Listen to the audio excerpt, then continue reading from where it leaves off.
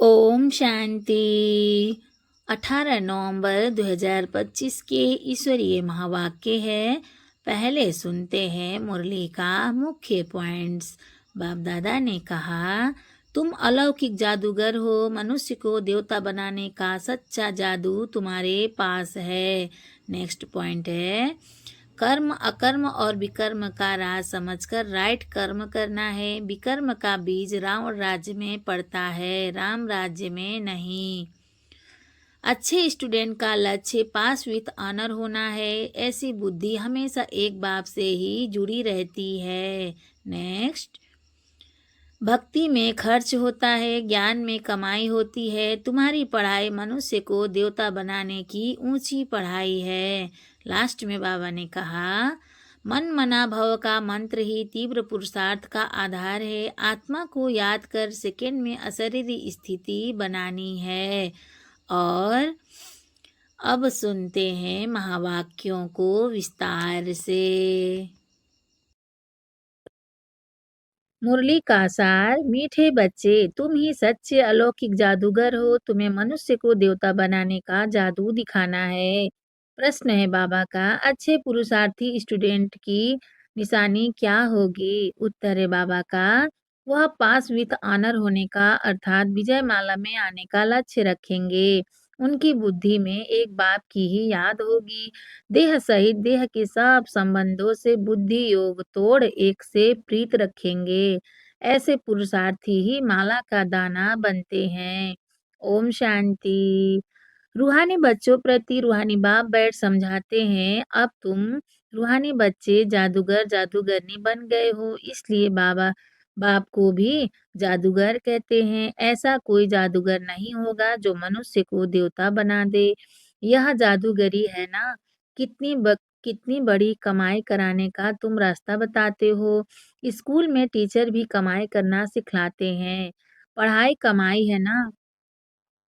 पढ़ाई कमाई है ना। भक्ति मार्ग की कथाएं शास्त्र आदि सुनना उसको पढ़ाई नहीं कहेंगे। उसमें कोई आमदनी नहीं, सिर्फ पैसा खर्च होता है। बाप भी समझाते हैं, भक्ति मार्ग में चित्र बनाते मंदिर आदि बनाते भक्ति करते करते तुमने कितने पैसे खर्च कर लिए हैं। टीचर तो फिर भी कमाई कराते हैं, आजीविका होती है। तुम बच्चों की पढ़ाई कितनी ऊंची है, पढ़ना भी सबको है। तुम बच्चे मनुष्य से देवता बनाने वाले हो। उस पढ़ाई से तो बैरिस्टर आदि बनेंगे, सो भी एक जन्म के लिए। कितना रात दिन का फर्क है। इसलिए तुम आत्माओं को शुद्ध नशा रहना चाहिए। यहाँ है गुप्त नशा। बेहद के बाप की तो कमाल है। कैसा रूहानी जादू है। रूह को याद करते करते सतो प्रधान बन जाना है। जैसे सन्यासी लोग कहते हैं ना, तुम समझो मैं भैंस हूँ। ऐसा समझकर कोठी में बैठ गया।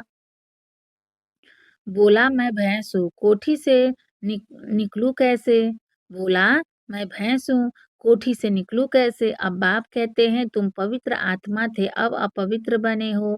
फिर बाप को याद करते करते तुम पवित्र बन जाएंगे। इस ज्ञान को सुनकर नर से नारायण अथवा मनुष्य से देवता बन जाते हो। देवताओं की भी सावरंटी है ना।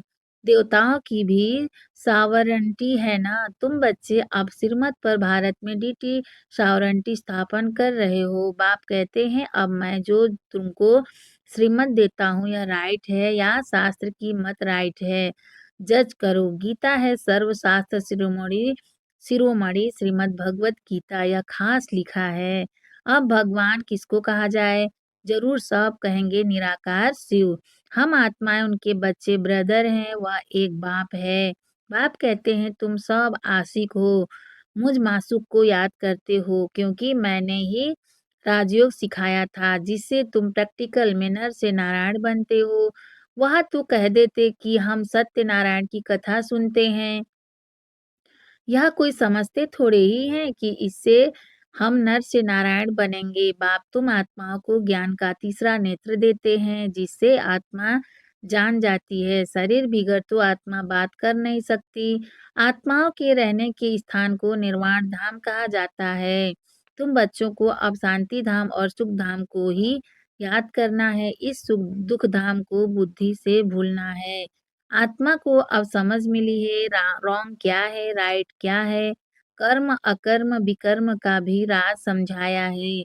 बाप बच्चों को भी बाप बच्चों को ही समझाते हैं और बच्चे ही जानते हैं और मनुष्य तो बाप को ही नहीं जानते। बाप कहते हैं यह भी ड्रामा बना हुआ है, रावण राज्य में सबके कर्म विकर्म ही होते हैं। सतयुग में कर्म अकर्म होते हैं, कोई पूछे वहाँ बच्चे आदि नहीं होते, बोलो उसको कहा ही जाता है वाइसलेस वर्ड। तो वहाँ यह 5 विकार कहाँ से आए? यह तो बहुत सिंपल बात है। यह बाप बैठ समझाते हैं, जो राइट समझते हैं वह तो झट खड़े हो जाते हैं। कोई नहीं भी कोई नहीं भी समझते हैं, आगे चल समझ में आ जाएगा। समा पर पतंगे आते हैं समा पर पतंगे आते हैं, चले जाते हैं, फिर आते हैं, यह भी समा है। सब जलकर खत्म होने हैं, यह भी समझाया जाता है, बाकी समा कोई है नहीं। वह तो कॉमन है, समा पर पतंगे बहुत जलते हैं, दीपावली पर कितने छोटे-छोटे मच्छर निकलते हैं और खत्म हो जाते हैं। जीना और मरना, बाप भी समझाते हैं, पिछाड़ी में आकर जन्म ले और मर जाए। वह तो जैसे मच्छरों मिसल हो गए, बाप वर्षा देने आए हैं तो जरूर पुरुषार्थ कर पास विद ऑनर होना चाहिए। अच्छे स्टूडेंट बहुत पुरुषार्थ करते हैं, यह माला भी पास विद ऑनर्स की ही है। जितना हो सके पुरुषार्थ करते रहो, विनाश काले विपरीत बुद्धि कहते हैं। इस पर भी तुम समझा सकते हो, हमारी बाप के साथ प्रीत बुद्धि है, एक बाप के सिवाय हम और कोई को याद नहीं करते। बाप कहते हैं देह सहित देह के सब संबंध छोड़ मामेकम याद करो। भक्ति मार्ग में बहुत याद करते आए हो, हे दुख हरता सुख करता। तो जरूर बाप सुख देने वाला है ना, स्वर्ग को कहा ही जाता है सुख धाम। बाप समझाते हैं मैं आया ही हूँ पावन बनाने। बच्चे जो काम चिता पर बैठ भस्म हो गए हैं बच्चे जो काम चिता पर बैठ भस्म हो गए हैं, उन पर आकर ज्ञान की वर्षा करता हूँ। तुम बच्चों को योग सिखलाता हूँ। बाप को याद करो तो विकर्म विनाश होंगे और तुम परिस्तान के मालिक बन जाएंगे। तुम भी जादूगर ठहरे ना, बच्चों को नशा रहना चाहिए, हमारी यह सच्ची सच्ची जादूगरी है। कोई बहुत अच्छे होशियार जादूगर होते हैं, क्या-क्या चीज़ें निकालते हैं यह जादूगरी, फिर अलौकिक है अर्थात सिवाय एक के और कोई सिखला न सके। तुम जानते हो हम मनुष्य से देवता बन रहे हैं, यह शिक्षा है ही नई दुनिया के लिए। उनको सतयुग न्यू वर्ल्ड कहा जाता है। अभी तुम संगम युग पर हो, इस पुरुषोत्तम संगम युग का किसको भी पता नहीं है, तुम कितना उत्तम पुरुष बनते हो। बाप आत्माओं को ही समझाते हैं, क्लास में भी तुम ब्राह्मणियां जब बैठती हो तो तुम्हारा काम है पहले पहले सावधान करना। भाइयों बहनों को भाइयों बहनों को बहनों अपने को आत्मा समझ भाइयों बहनों अपने को आत्मा समझकर बैठो, हम आत्मा इन ऑर्गन्स द्वारा सुनते हैं। 84 जन्म का राज भी बाप ने समझाया है। कौन से मनुष्य 84 जन्म लेते हैं? सब तो नहीं लेंगे, इस पर भी कोई का ख्याल नहीं चलता है। जो सुना वह कह देते हैं सत्य। हनुमान पवन से निकला सत्य, फिर दूसरों को भी ऐसी-ऐसी बातें सुनाते रहते हैं और सत्य-सत्य करते रहते हैं।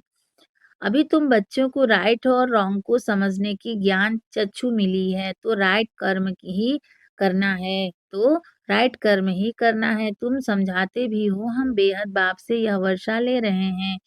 तुम सब पुरुषार्थ करो, वह बाप सभी आत्माओं का पिता है। तुम आत्माओं को बाप कहते हैं, अब मुझे याद करो, अपने को आत्मा समझो। आत्मा में ही संस्कार हैं, संस्कार ले जाते।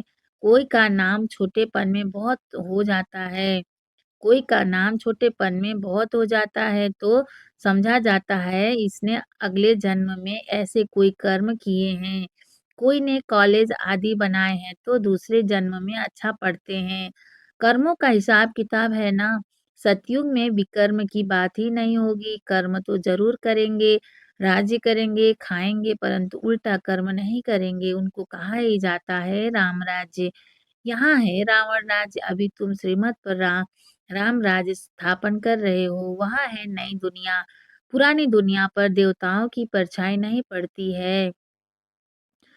लक्ष्मी का जड़ चित्र उठाकर रखो तो परछाई पड़ेगी, चैतन्य की नहीं पड़ सकती। तुम बच्चे जानते हो सबको पुनर्जन्म लेना ही पड़े। नार की कंगनी, कुएं से पानी निकालने की एक विधि नार की कंगनी होती है। नार की कंगनी मतलब कुएं से पानी निकालने की एक विधि होती है ना, फिरती रहती है। यहाँ भी तुम्हारा चक्र फिरता रहता है।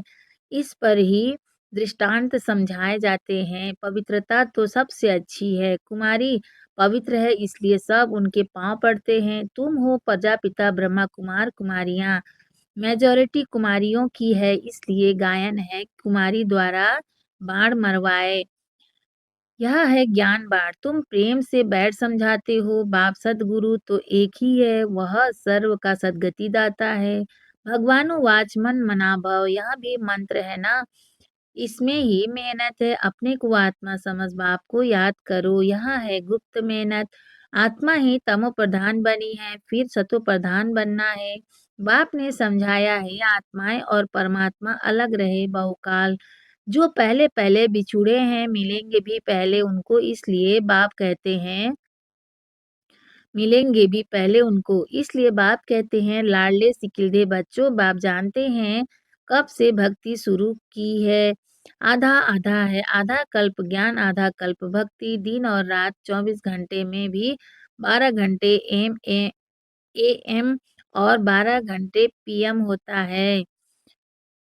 कल्प कल्प भी आधा आधा है। ब्रह्मा का दिन ब्रह्मा की रात। फिर कलयुग की आयु इतनी लंबी क्यों दे देते हैं? अभी तुम राइट रॉन्ग बतला सकते हो।